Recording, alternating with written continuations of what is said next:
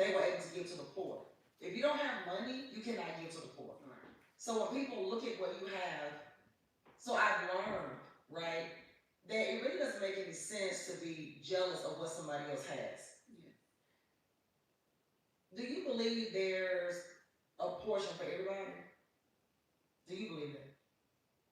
Like, what's your thoughts on abundance or not abundance? Do you feel like if one person has it, do you feel like it's taken from somebody else? Like, how do you see that?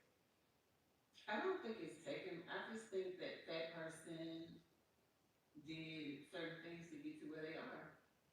And so, yes, in this lifetime, maybe I get there. In this lifetime, maybe I will not. But I think it's just the road you take. Mmm, that is so good. So you think it's a choice? I think it's a choice. Now, do I believe that some people are dealt a very bad hand from the start?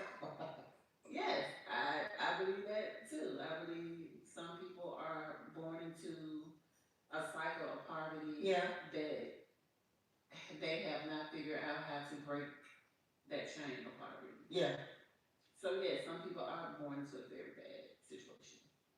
But then you hear these stories where people actually come out. Yeah. And it's always a choice. Even if, for whatever reason, they were dealt a more difficult hand, there's still before you can ever come out, there's a decision. And I feel like people who slick, despise you or whatever, I just feel like they haven't, it's really misplaced adoration. Like, they just haven't found their thing.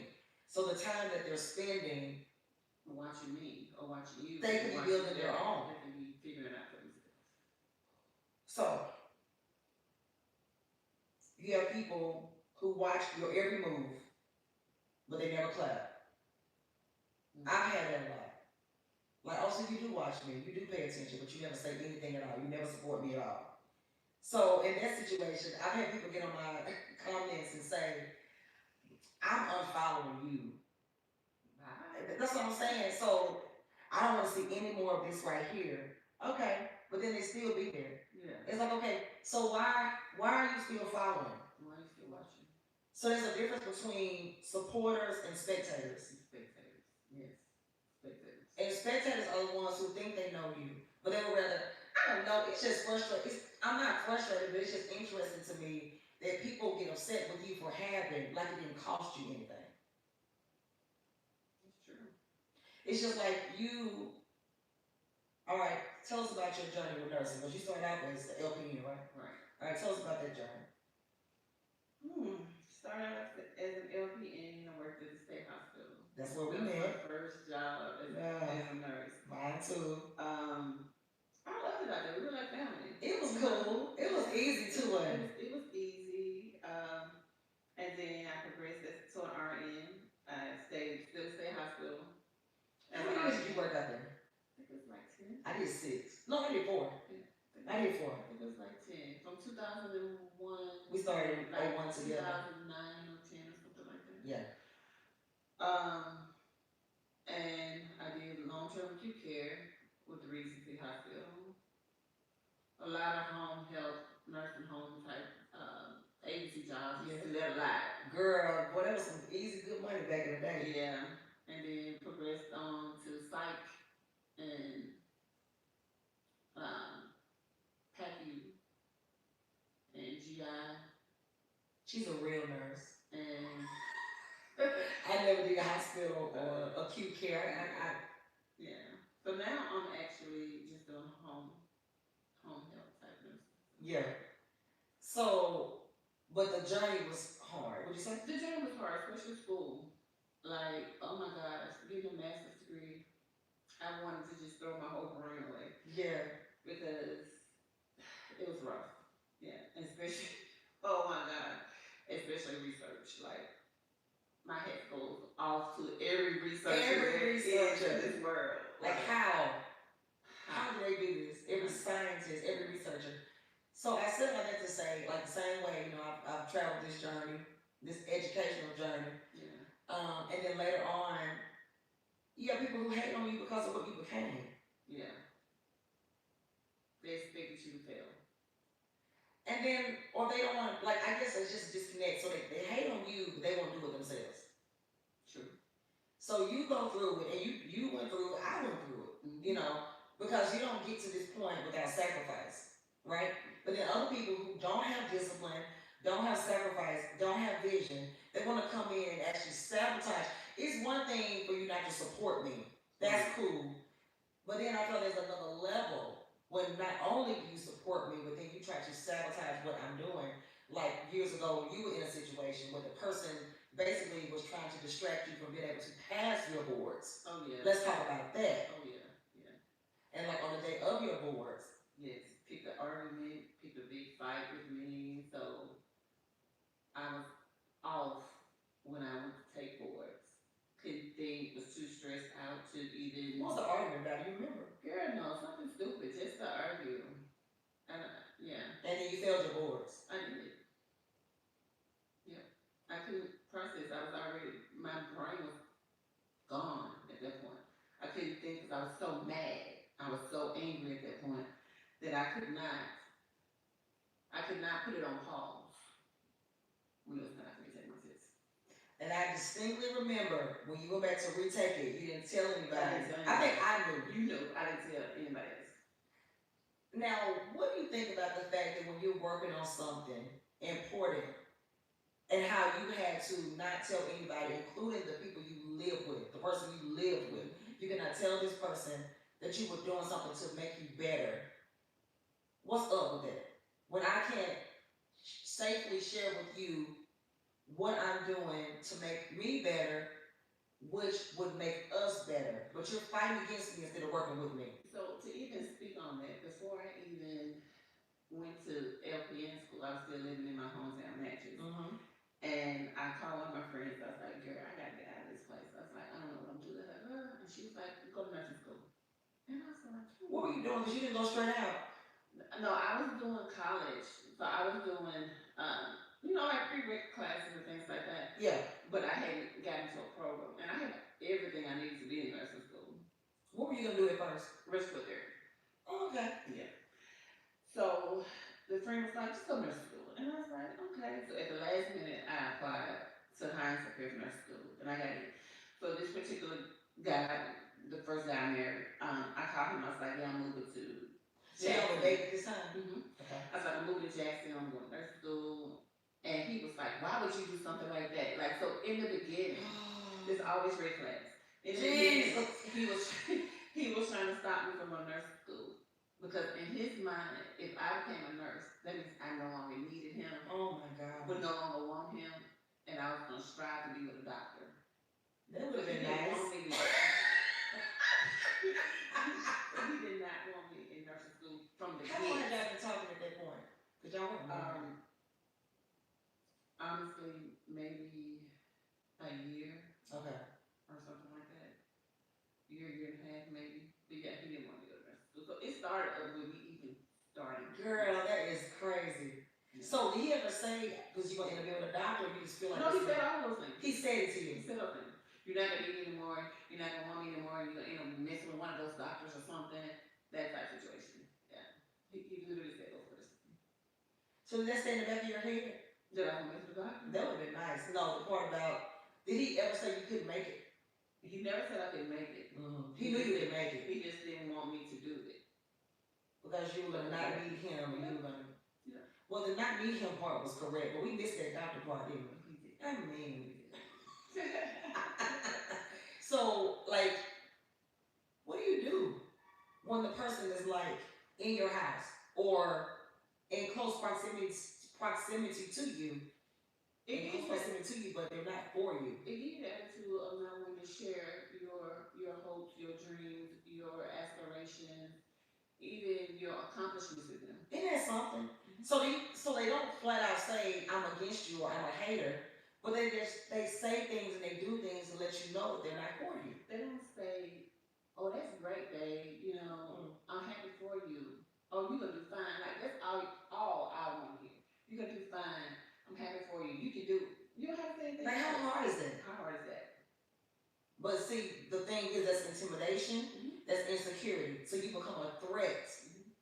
When you, I hate that because I've been through a lot of that. Mhm. A lot of that. And I just feel like finally I'm in a place where I truly understand I don't have to be jealous of anybody or intimidated No competition. because there I'm is not no in competition. competition. I'm not in competition with anybody. At all. You know what I'm saying? I'm not even in competition with myself. Because some people say you versus you. I don't even feel like I'm in competition with myself. I'm just giving myself the grace finally to evolve into what I need to be, according to what God said. Like, because and you do this too, we can be so critical of ourselves. Oh yeah. Body shaming, Yeah. Just hold ourselves to such a high standard, and there is a standard. There is a standard, but when does that thing become unhealthy? You understand what I'm saying? Yeah. Like when you feel like you're never enough, and then you have these people around you who don't support you. But you said something very powerful a few minutes ago. The ones who need to be there are there, Yeah. and you have to learn to be okay. Because I would rather have lack of support than fake support. Right. And even if you only have 2 people that's there, opposed to the 20 people that you thought was gonna be there, 2 real people there that's really your cheerleader, opposed to the 20 fake, it's no comparison. So I would rather have one real person or 2 real people than a whole bunch of people who are not really for me. Exactly. So I think the whole point of what we're talking about here, because just like you said, before you even went to nursing school, this person that you were dating and later married spoke against what you were going to do. Yeah, definitely. So I think to save people time, we need to stop normalizing and rationalizing what people do that shows us they're not really for us. And it's hard sometimes to accept, wait a minute, you're speaking like you're my opponent. Yeah.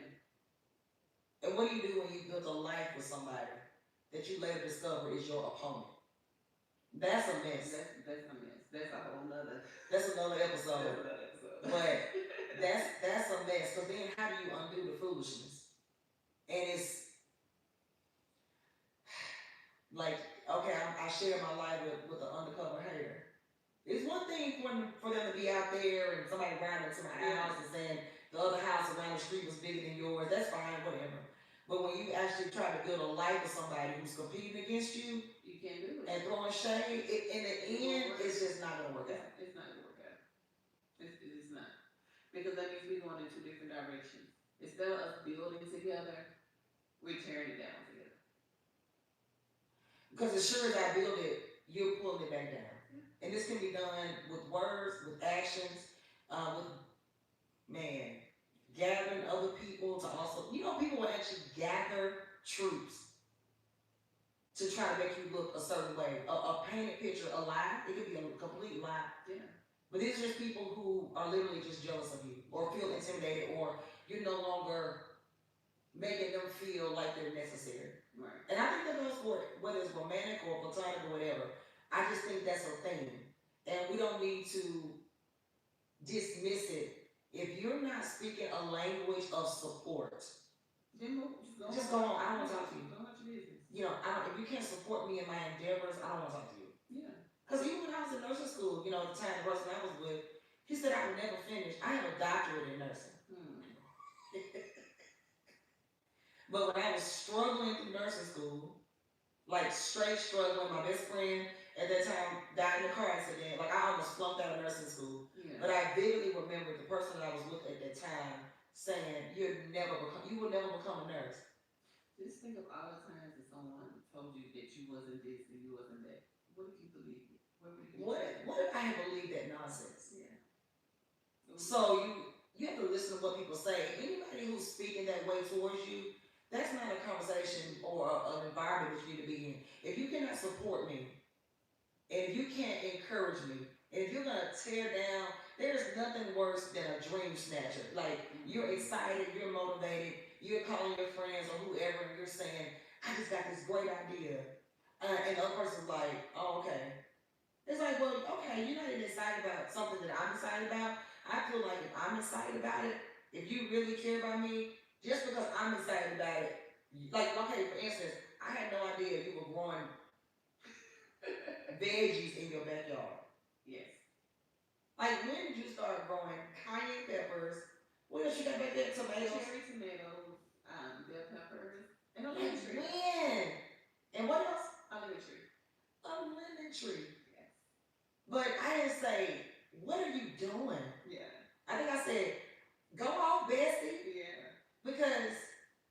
bestie is actually planting veggies, which I have never. When we were younger, my daddy, we had tomatoes and okra. Oh wow. We used to have a little garden in the back. Yeah. But you were so excited about it. Like, why would I dismiss something that you're excited about, even if I don't see myself being able to do it? But it does seem pretty cool. But I just saw your excitement. They're like my babies now.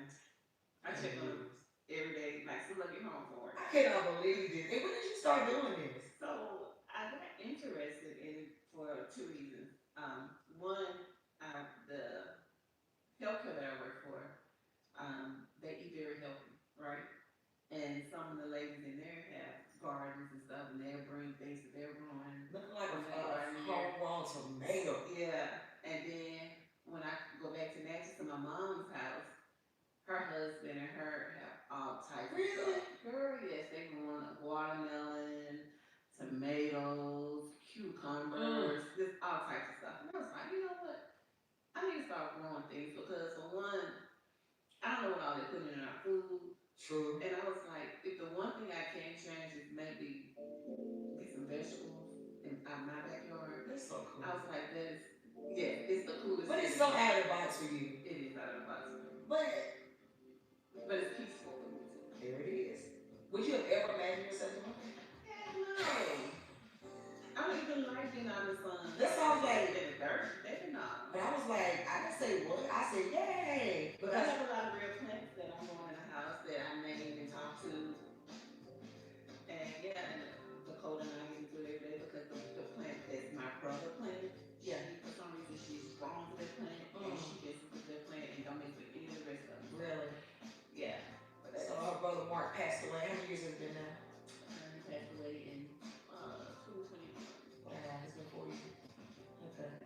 Yeah, so you named the plant after him.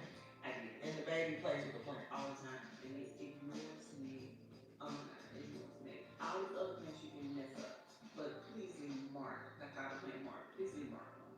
Oh my God. And that's the one she's always messing with. Always miss that. Wow. So I said all that to say, yes, that's out of the box for you, but we evolve. And I'm not who I was even 6 months ago. And as long as I see you happy, the people who are really for you, I thought they'll celebrate what makes you happy, what brings you joy. Because different things bring us joy. Yeah. So to wrap this up, to cut this off, I just want to say to you that if you are doing something that brings you joy, don't let somebody else's lack of support rob you of your joy.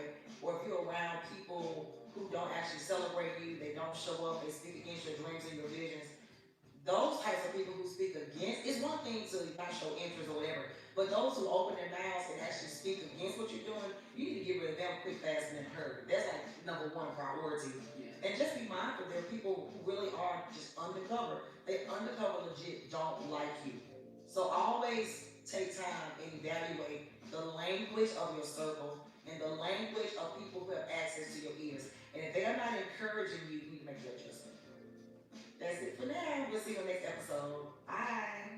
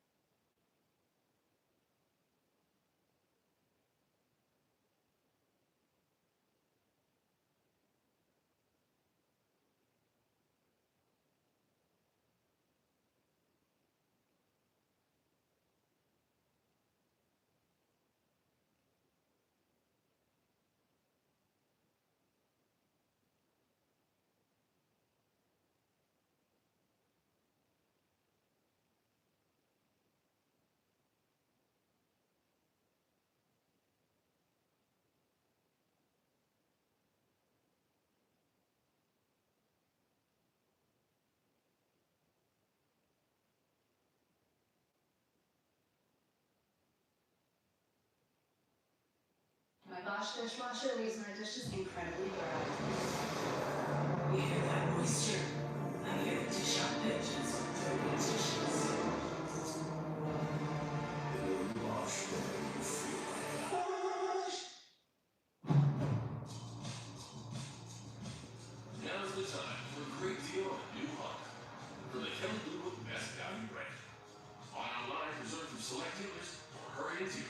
want to do